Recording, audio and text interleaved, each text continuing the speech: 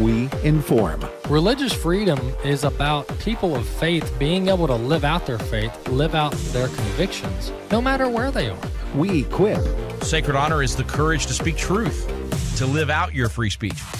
We also rejoice in our sufferings because we know that suffering produces perseverance, perseverance, character, and character, hope. This is At the Core on American Family Radio. Welcome to The Core here on American Family Radio. Glad to have you with us on this edition of the show. We'll have Chris Woodward in with us in the last segment as we do each week. And we will also have Todd Nettleton with Voice of the Martyrs Radio in with us as well. He's been a guest of the show before. We'll talk about the conversions to Christianity within Iran and how the church is growing very quickly, very fast.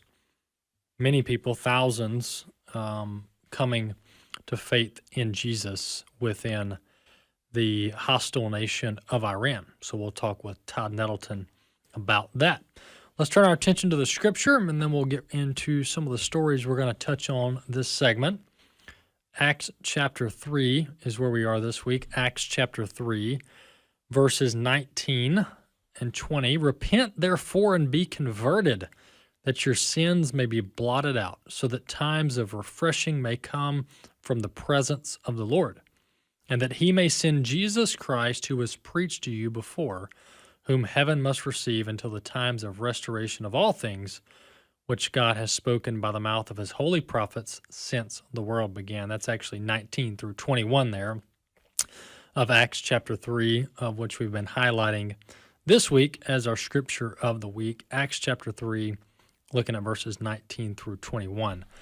All right, well, our spiritual heritage tours that we do each year, my dad and grandfather, my grandfather, Don Wildmon, started these trips back actually before he started American Family Association. A lot of people don't know that, and I actually didn't realize that until the last few years when I became more up to speed and abreast on our history here, doing these trips to places like Washington, D.C., Israel, and now we've added Boston, Greece, and next year we're adding Italy as far as these spiritual heritage tours. Of course, all of them, we integrate not only God's teachings into these trips, but also God's providence in American history and obviously God's providence in the history of the Bible, in the land of the Bible, that is Israel. And then we do the footsteps of Paul. So we got all these different trips that we go on, and we integrate the Word of God and God's providence into all of the trips that we do. And my grandfather started these trips back in the 1960s to Israel. And then, of course, we've been carrying on ever since. My dad's been doing it for 30-plus years. And then my brother Wes and I, for the last, let's say, 5 to 8 years, we've really been helping my dad lead these trips. So I say all of that to say that the only trip that we have left with any seats for this year is Boston. Just within the last few days, we've completely filled up Williamsburg, Jamestown, and Yorktown. That registration is closed. And then the Washington, D.C. September portion is now full. The only thing left is Boston, and that's filling up very quickly. I would suspect by, it's May now, I would suspect by July 1 we're full on Boston. That's a late September trip. So if you've thought about it, you're thinking about it, you actually want to do it, and you just haven't registered yet, I would encourage you to go over to tours.afa.net and go ahead and take care of that, because we've already got the first bus full. We're almost halfway through the second bus, so don't procrastinate any longer. If you want to go with us to Boston, and we'll be visiting Plymouth Rock, we'll be walking the Freedom Trail, we'll be going to Lexington and Concord, and a lot of different places there in the Boston area, exploring America's early history on this 250th anniversary. And Stephen McDowell and Tim Barton will be with us talking about the spiritual dynamics at play during America's early founding. That's Boston. And then 2 brand new trips. Well, one of them we've done before, but the other one's new. for 2027 is Greece and Italy. These registrations just came online within the past day or two. Greece and Italy. We're going to take a break from Israel, as you can probably understand why. We've been had our trips disrupted 3 out of the last 5 years for either COVID or because of the war with Iran and with Hezbollah and Hamas. So we're taking 2027 off from Israel, and instead my parents, Tim and Allison, are going to go to Italy and look at the biblical history of the early church there in Italy and the surrounding areas. And then, of course, my brother and I are going to go back into Greece for the Footsteps of Paul trip. Those are back-to-back. Tours.afa.net to check those out. Well, into the news of the week that I want to make sure we cover. The first one has to do with this fraud division, this brand new fraud division that President Trump appointed within the Department of Justice. We now have an associate or an assistant attorney general over fraud in the federal government and with the federal welfare programs. This is being overseen by Vice President J.D. Vance. This is a phenomenal appointment, phenomenal move, much needed. Hundreds of billions of dollars at play here when it comes to federal fraud. So let's listen to this clip. This is the brand new, newly appointed Colin McDonald to this Associate Attorney General or Assistant Attorney General over fraud at the Department of Justice. Clip 1, let's listen. First order of business here. How, what are day-to-day operations like, but what was the first thing you did? Because this is a mammoth undertaking. I think the estimates, the conservative estimates, are somewhere around $230 billion in fraud against the taxpayer every year. So it's a mammoth problem that requires a mammoth response. And that includes the processes, the procedures, it includes the personnel. It includes our relationships with our state and local partners to ensure that we have the capacity to truly reach all edges of our country, because the fraud is happening across the entire map. Just a couple weeks ago, everyone did their civic duty and they filed and they paid their taxes.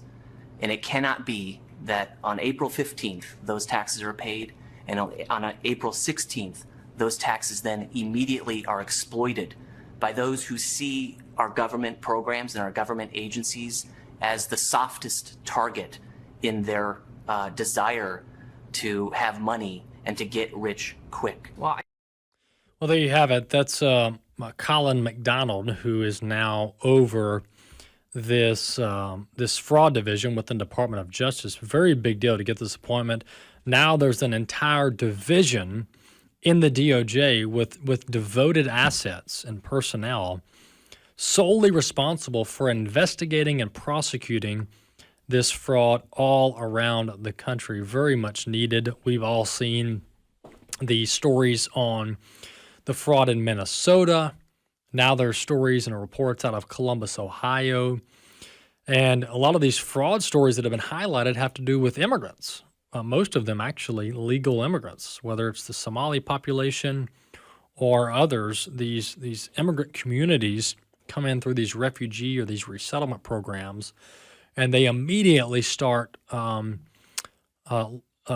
latching on to the federal government's litany of welfare programs and just begin absolutely draining the federal government of resources and money through these various programs that are out there. They've got all these sophisticated ways to set up these shell corporations, set up these fake daycares, set up these fake schools, and just get grant after grant, money after money through these various programs. And so this DOJ division is going to be solely focused on that. So very good move by President Trump, very good move by the Vice President and the Department of Justice to put a focus on this and have an entire Assistant Attorney General position devoted just to the fraud. You may ask the question, well, how much is there? How much is there? Well, the conservative estimates are roughly $200 billion. That was according to Mr. McDonald, who we just played the clip from. Those are the very, very conservative estimates. Some of the estimates go up to $500 billion annually in fraud. And let me differentiate the difference between fraud and, for example, improper payments, because there's a difference here. Fraud is intentional deceit. This is when people lie on applications. They make up these shell corporations. They claim to be running daycares that don't exist. That's fraud. That's deceit. That's lying. But then there's a whole other category that's basically called improper payments, and that's where you're making payments to the wrong people. Maybe you've got the wrong Social Security number, or you're making payments to someone who has already passed away, or checks get lost in the mail. There's all kinds of improper payments that happen as well. When it comes to improper payments, we're looking at roughly between $150 and $180 billion just in fiscal year 2025. So between the conservative side of the fraud losses and the improper payments, you're at a minimum, you're looking at $500 billion, $500 billion annually. I don't know about you, but there's a lot that we can do with $500 billion, including not adding it to our deficit, which is, to me, is the big selling point here. And so kudos to President Trump and the DOJ for honing in on this, and indictments are flying, and people are going to jail because of these fraudulent schemes that are happening around the country. So good for them, and good for the DOJ for honing in on this. The second clip I wanted to play in the last few minutes we have left is of Marco Rubio, Secretary of State, and this is to go along with the clip and the topic we talked about earlier in the week about the Iran situation, reopening the Strait of Hormuz. Is there going to be a deal? Secretary Rubio held a White House press briefing because Caroline Leavitt is out on maternity leave. So Secretary Rubio stepped up to the podium in the White House and made it abundantly clear that any, quote, deal with Iran has to include the nuclear material and the reopening of the Strait of Hormuz. Clip 2. I think you're linking it. The operation is over.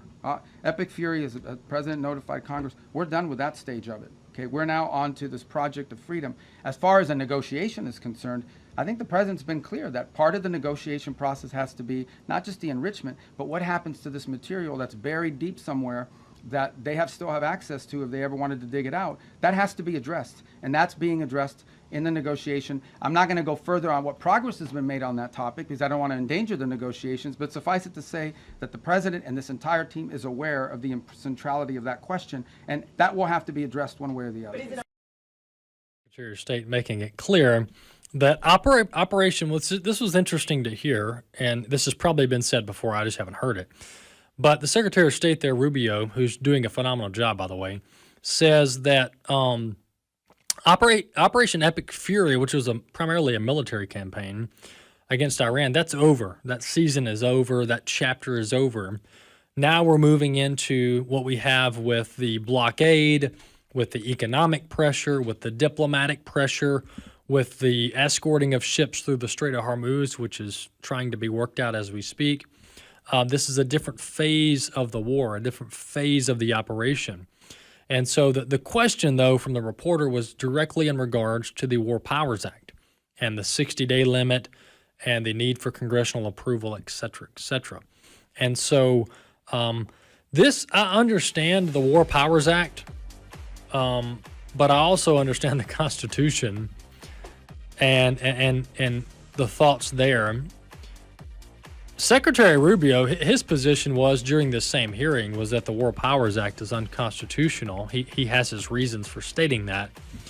But just practically speaking, not broaching the constitutional topic, just practically speaking, looking in on this, I can't imagine in 2026 having to get Congress to consent to anything, especially diplomatic or military operations.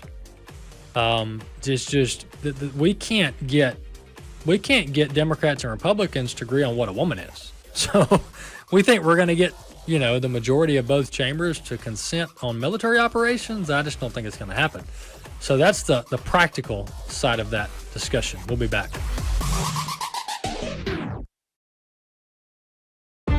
If we lose this cultural war, we're going to have a hedonistic, humanistic society. Discover the story of the culture warrior Don Wildmon and how he went head-to-head with Hollywood, Playboy, the homosexual agenda, and the Disney empire. The movement Don started continues today as AFA fights the attack against truth and righteousness.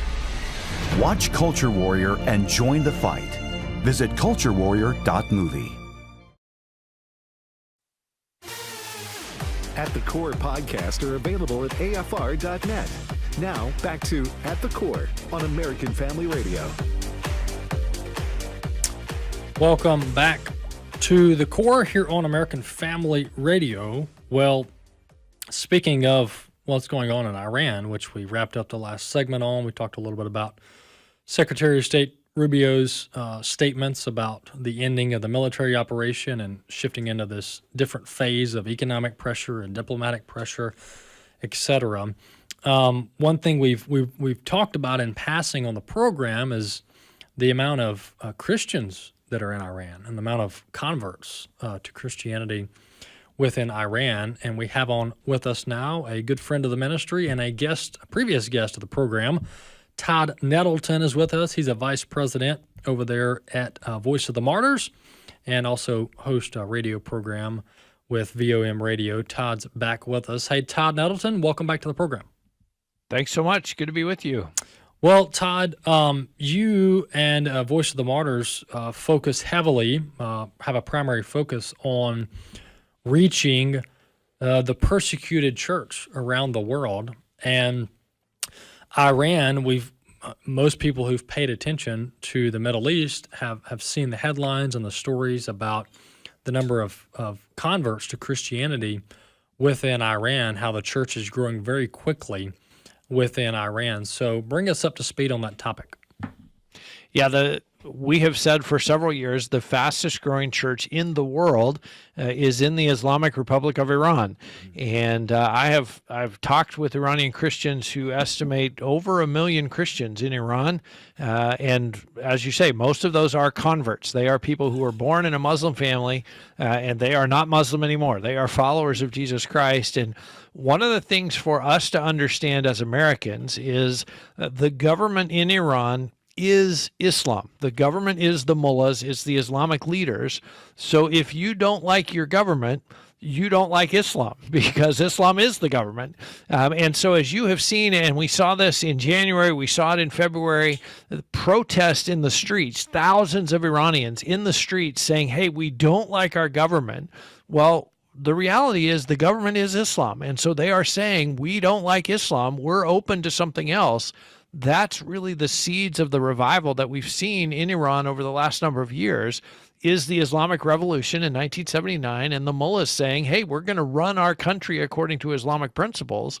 Well, the people there say, if this is what it looks like to follow Islamic principles, we want to follow something else. And so that really is the seeds of the revival. Todd, let's talk about what it's like to be a believer in a nation like Iran, because here in America, generally speaking, we have it pretty good. Obviously, our founding fathers set it up in a way to protect religious freedom, to protect various viewpoints. And so we have constitutionally protected rights. But not much of the world, not much of the rest of the world benefits from and is able to enjoy the level of protections that we have from a civil standpoint and a government standpoint. And so talk about what the stories you guys hear and just the hostility out there for Christians when they are in specifically these Muslim majority nations. You know, oftentimes in a Muslim country, a person who leaves Islam to follow Jesus, the first line of persecution is their own family. And the family member, a dad or a big brother or an uncle will come along and say, listen, we're a Muslim family, and now you say you're not a Muslim anymore. Well, then you can't be part of our family. You're not one of us anymore. Interestingly, Iran is a little bit different. And I mentioned the number of people in Iran who have given up on Islam because of the Islamic government, because of the chaos and the corruption and the ruin that they see around them. what often happens in Iran, sometimes the family will say, hey, we're a Muslim family, you shouldn't be a Christian. But oftentimes in Iran, we've heard many stories of the family saying, well, hey, if that works for you, that's great, because we know Islam doesn't work. We've seen that since 1979. So if you found something that works, that's great. We're happy for you. Where persecution does come from is from the police, from the Revolutionary Guard Corps, from the Islamic authorities, who say, now you've left Islam, you're an apostate, and you deserve to be killed. Or at the very least, you deserve to be put in prison. And so we have had some very high-profile cases. I think of Maryam and Marzia, the two young ladies that were put in prison for apostasy, eventually released and allowed to leave Iran. Many people have been harassed, beaten, tortured inside the jail cells because it is the police who are attacking the growth of the church and are attacking new Christians. Todd, what do you think, just from a outsider, but understanding what's going on in Iran? There's a lot of talk. There's often debate when we're talking about Iran and the war and the diplomatic approach about whether there is enough people basically to support a more Western-friendly government. And clearly the mullahs, clearly the more committed, if you will, or orthodox Islamic folks are in charge there, because they're still keeping kind of this repressive regime going, even though it may be on its last leg. But what's just your opinion of whether there's enough people, because it has to be more than just the Christians. There has to be maybe even Muslims there that don't like the regime. What's your opinion on whether there's enough people there to support any type of like liberation or freedom movement, or support any type of Western-friendly government like there was before the revolution? That's a hard question for me to answer. One of the things that I heard from an Iranian Christian after the protests began in December, and because I asked the question, we've seen these protests before. We saw these when the young lady was killed in police custody. We've seen them around election time. Is this the one that could finally topple the government? And the thing that he pointed out to me, which was new information to me, is the protests that began in late December, spread into January and February, began in the bazaars among what he called the bazaris, or the business owners in the bazaars. And the reason he said that's so important is because since 1979, the bazaris have always supported the government. They have always stood with the Islamic government. They have kind of been the firewall as these protests have happened. So the fact that now the bazaris are the ones leading the protests, they're starting the protests, he said that is a very big deal. That's very significant. So that gives me a sense that maybe we're at the tipping point where the bulk of Iranian people are saying, we're done with the Islamic government. We want something else. There are many Iranians who remember time before 1979 when Iran was a quite open country, when it was quite a prosperous country, when education was available for women as well as men, opportunities for women as well as men. And so I think there is a cultural memory of what that looked like, and there is a hunger to have more of that. I don't know if we're at the point where the majority says that, or we're still at a large minority, or where we're at in that. And the other part of this that plays into this is, of course, the war. And does the country unite behind the government, because now they're being attacked, and so we have to come together to come against this attack? I don't know the answers to those questions. Yeah, it's hard to tell, and that's what I've talked to other believers about this, and some of them have kind of this simplistic view of, let's just arm the Christians and arm the revolutionaries, and let's have this counter-revolution and this liberation movement, and it all sounds good on paper, but I always kind of pause and tell them, well, let's play this out, because, and once again, I'm not talking about whether or not to share the gospel in Iran, whether or not to aid the church. That's not what I'm talking about. I'm talking about the military side of it and the overthrowing the government via arms side of it. I just think it's from this far off, some Christians in America view it as overly simple, right? They're gonna have their 1776, but it's way more complicated than that, and the factions there are so splintered, and the government and the regime is so oppressive that it's a very fragile situation. That it's not as easy as let's just ship them arms and boom, we're gonna have a free Iran in 24 hours. Hey, Todd, tell our folks about about your radio program, about the website, about your publication that you guys do. Tell us about a couple of those things and how folks can check out more about your work. Well, you can learn more about Voice of the Martyrs at persecution.com. It's an easy website to remember, persecution.com. There's links to VOM Radio there. There is also a button right at the top of the page that says free magazine. And if you click on that, we'll take your name and address. We will send you our free monthly magazine. Every month, we tell the stories of persecuted Christians and kind of tell you what's happening around the world so that you can pray effectively and stand with the body of Christ in Iran and Nigeria and China and North Korea and other nations around the world. Excellent. Hey, Todd, thank you so much for the work you guys do for highlighting the persecuted church around the world, and keep up the good work. Thanks so much for having me. Yeah, absolutely. That's Todd Nettleton with Voice of the Martyrs and Voice of the Martyrs Radio. Todd's a vice president there, and we appreciate him coming on the program. Relatively frequent guest here on At the Core with Voice of the Martyrs. I would say one of the leading organizations highlighting the persecuted church around the world. Very good work that they do over at VOM, Voice of the Martyrs.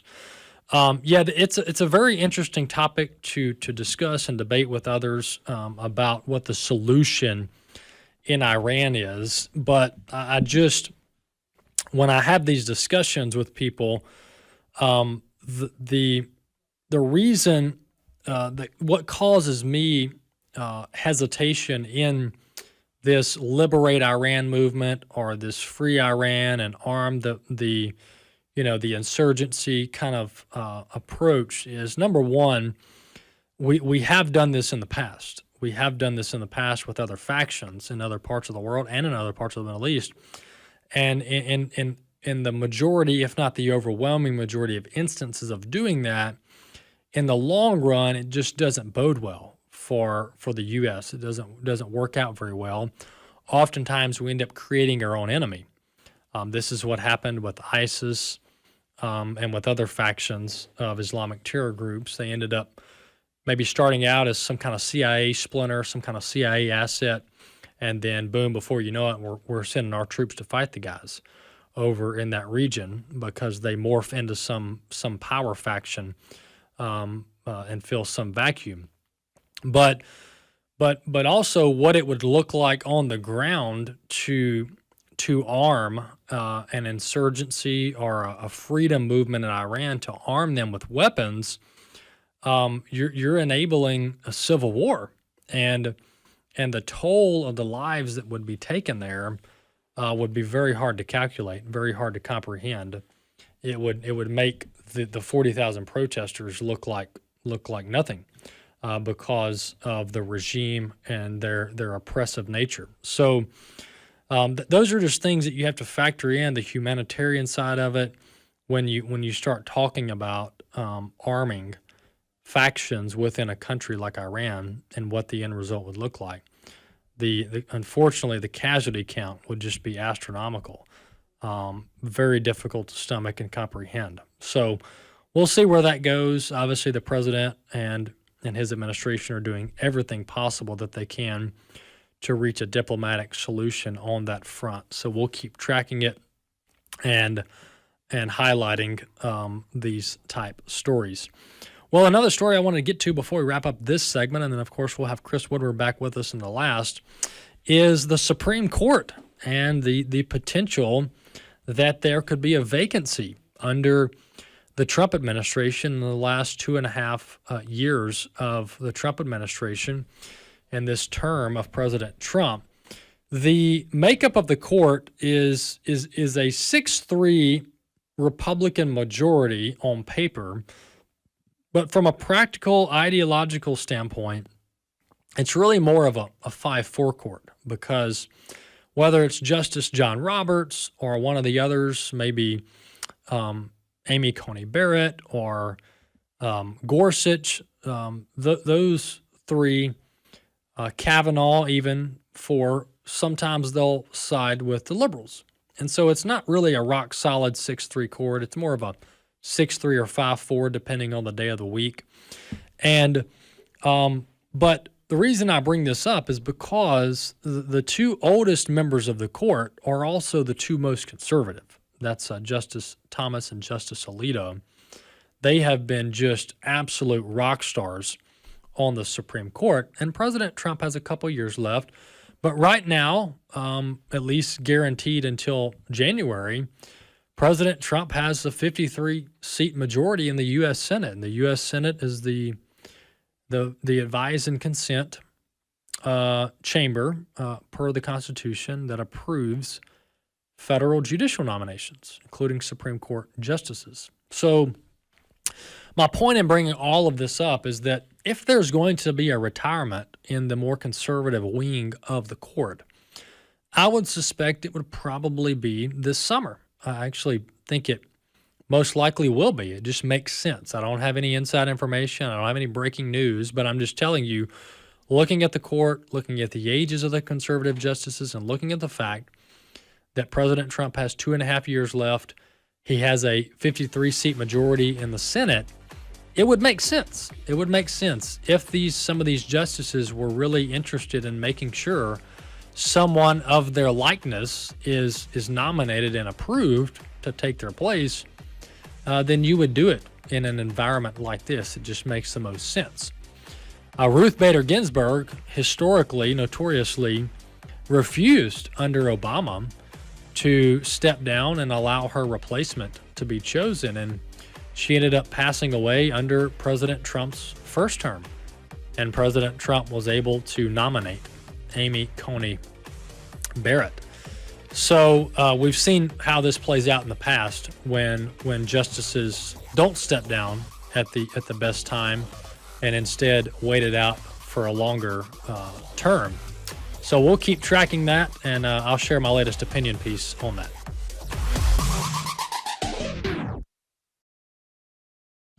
Presenting AFA Stream, an online platform that hosts all AFA-produced video content, including documentaries, church curriculum, American Family Radio shows, and our Cultural Institute series. I would submit that we are a Christian nation, and the proof of that is in our founding documents and in the U.S. Constitution itself, because our founders recognized for the first time in world history that our rights come from God, our Creator, not our government. AFA Stream is a vital step that we are taking to fulfill our vision to be a leading organization in biblical worldview training for cultural transformation. You'll find top-notch resources that address the issues of our day related to marriage, family, the sanctity of life, and many others. Start streaming today. Stream.afa.net.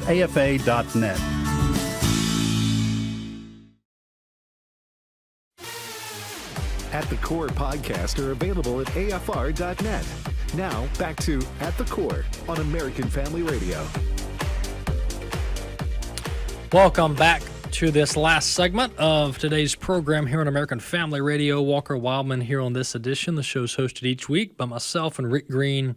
The name of the show is At the Core, and once again, you're listening to American Family Radio. You can subscribe to our show podcast wherever you listen to podcasts. Just type in the name of the program, click the subscribe or the follow button, and the latest episode will be queued up in your podcast library each and every day. Of course, we've got the video up on Facebook, on all the major AFR social media handles, and over at stream.afa.net. Chris, welcome back. Thank you very much.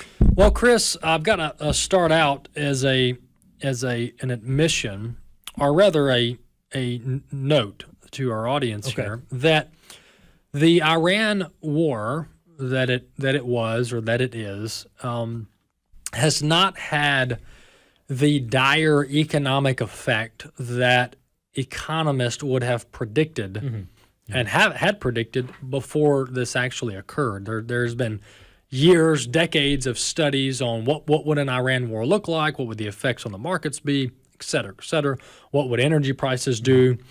And I've got to kind of give it to President Trump and his economic team and all that they're doing in the energy department. This Iran war, while it has had an effect, it has made energy markets rather volatile. It hasn't had a devastating, unforgivable, downturn effect on the markets or the economy that we've seen thus far. And energy, while nobody likes $4 to $5 gas, the predictors before this happened would have said it would have been $8 or $10 a gallon, right, for gas with the Strait of Hormuz completely shut down. So, all that to say, we've gone through 2 months of the Iran war, and it hasn't been nearly as bad as it could have been. Yeah, very true, very true. And one has to wonder how much longer will Americans just fall for whatever they hear somebody say on television. And this is not the first time that doom and gloom predictions have been put out there for things Trump has done. Let's go back. Tariffs. Oh, yeah. The tariffs, fantastic example. Yeah. And then you go back to like the first term. I remember when there was a 3-week period where Trump was going to start World War III, and people were going to get drafted. Yeah. We were all going to die. And here we are, praise God, with laughing about it. Yeah. And unfortunately, people will continue to watch talking heads that are in the business of scaring everybody and keeping them hooked on the television to where, unfortunately, a lot of people get their news. There's nothing wrong with watching television and all that. I worked in television for a long time, but there are a lot of cable television channels and streaming options where people get addicted to them, and because those people are freaking out or wanting you to freak out, therefore people are in the streets freaking out. Yeah. So with that all being said, setting the stage with that note there, the economy before the war was in a recovery from Biden. It was. We were on the mend. We were making a comeback, and we still are. I mean, the markets and the economy, Chris, just appear that they want to continue their momentum, and really they don't care in some regard what's going on in the Middle East. No, they really don't. For example, I have Thursday's numbers. The Dow was down 313, but still at 49,596.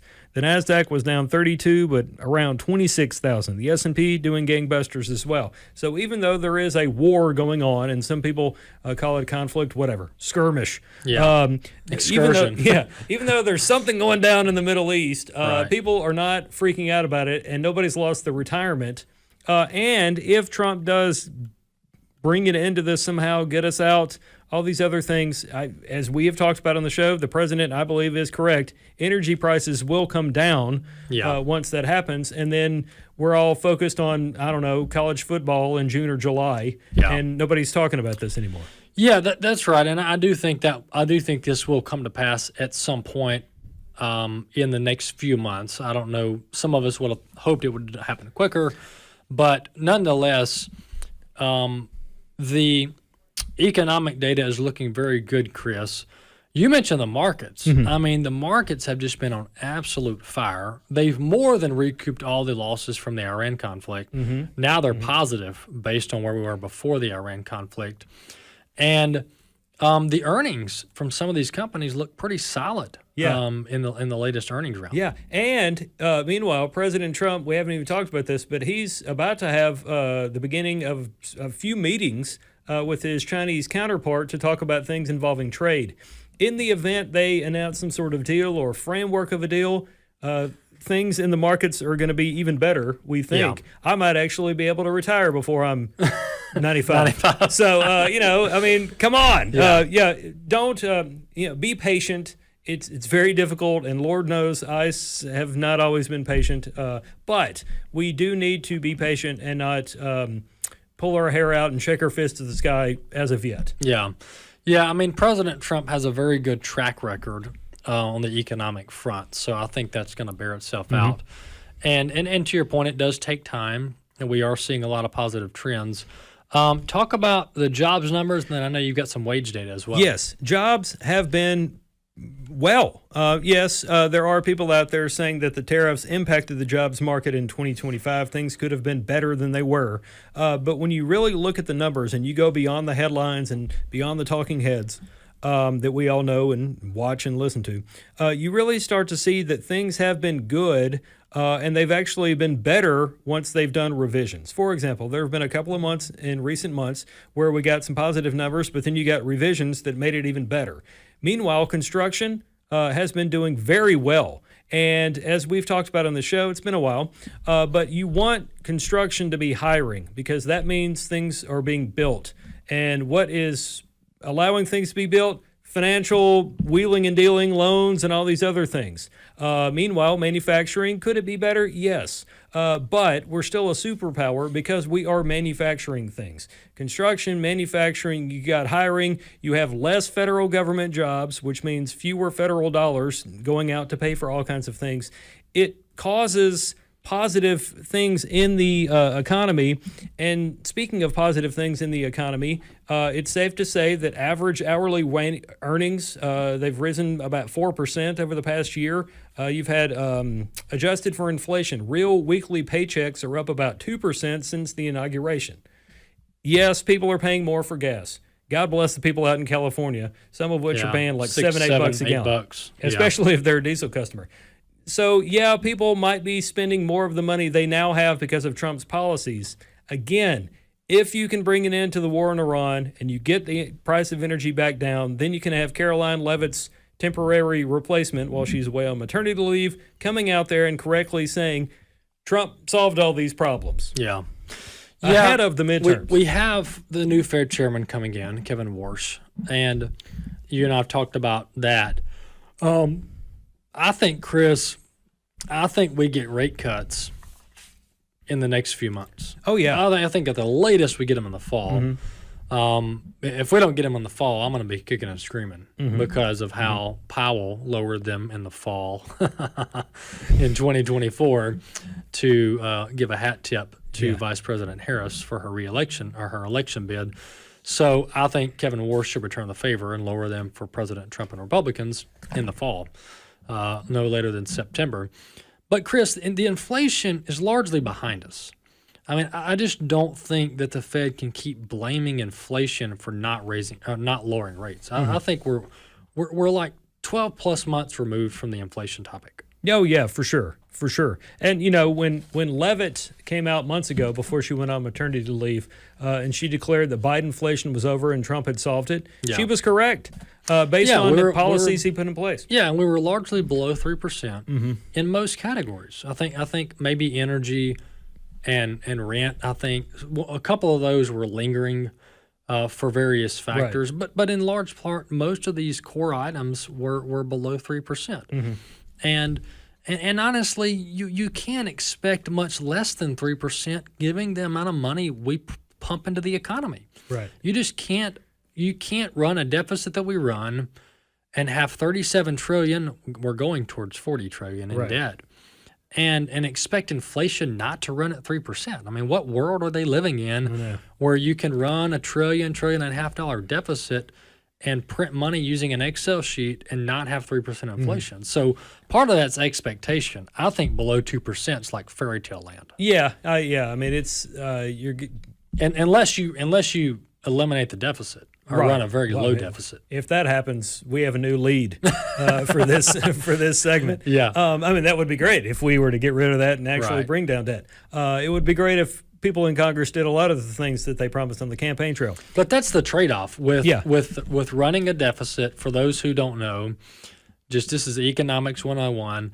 When the reason we have inflation is not assumed across all civilizations. This is what happens when you print money and then you pump new monies into the economy.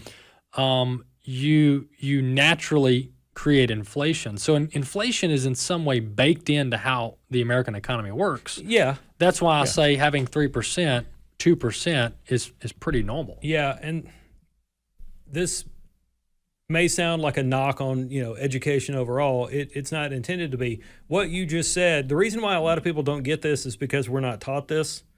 And even if there might be an economics class that we're required to take for 6 weeks or a semester or quarter or what have you, who knows who's teaching it and what gobbledygook maybe that teacher or professor is passing it on. So if you have kids, I'm not saying you got to tell them about Keynesian economics while they're eating Dino Nuggets, but you need to talk to your kids about these kinds of things and help them explain the value of a dollar, why we need to work, and what made America great. Yeah, exactly.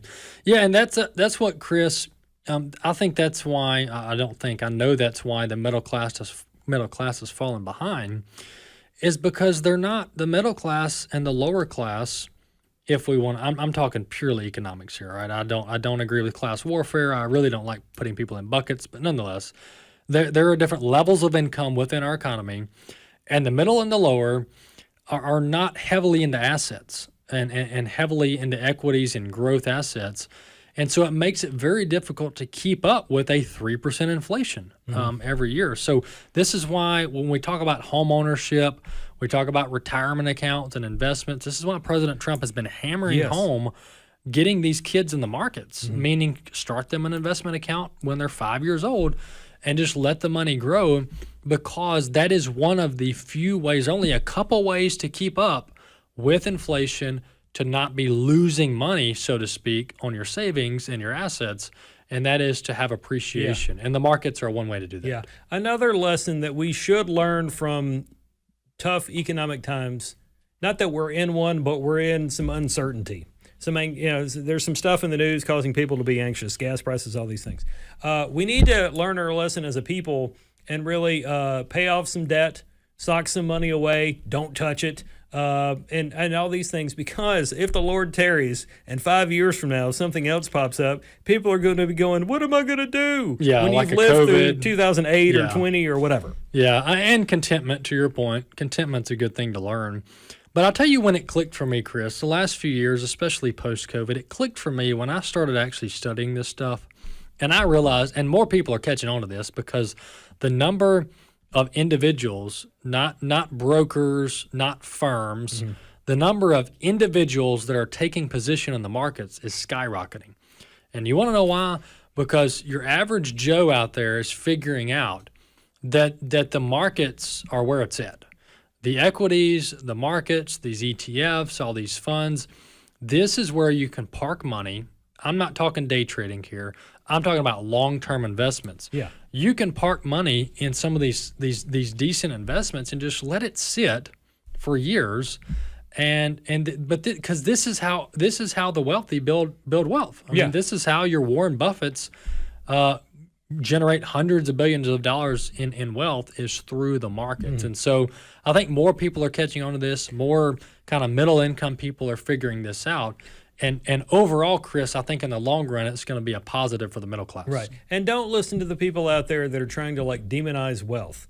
Are there wealthy people that do immoral things? Absolutely. We live in a lost and dying, fallen world. But there's nothing wrong with being a wealthy person or making wealth if you do it honestly and you work for it. Yeah. And the reason I bring all this up is because I'm kind of going Gavin Newsom with my hand movements. But anyway, the reason I bring all this up is because I saw what amounted to an op-ed hit piece against Kevin Warsh. And they talked about how he's going to be the wealthiest Fed chair ever. Here's how much he's worth. I don't care about those kinds of things, and I won't care about them until they point out the richest Democrats that are in Congress, of which Senator Elizabeth Warren, who always takes to Twitter. Who hasn't created anything. Oh, my goodness. Yeah. But you know what she has created? A lot of money for herself. Well, yeah, through insider trading. Yes.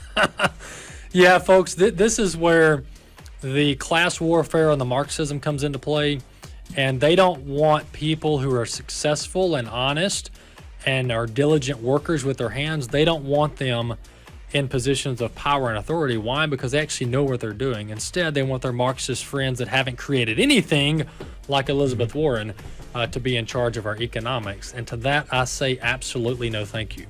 Chris, thanks for coming on. All right, folks. Hey, check out American Family News, AFN.net. Chris, Fred Jackson, Steve Jordahl, the entire team over there putting out daily news from a Christian perspective, AFN.net. We'll see you next time.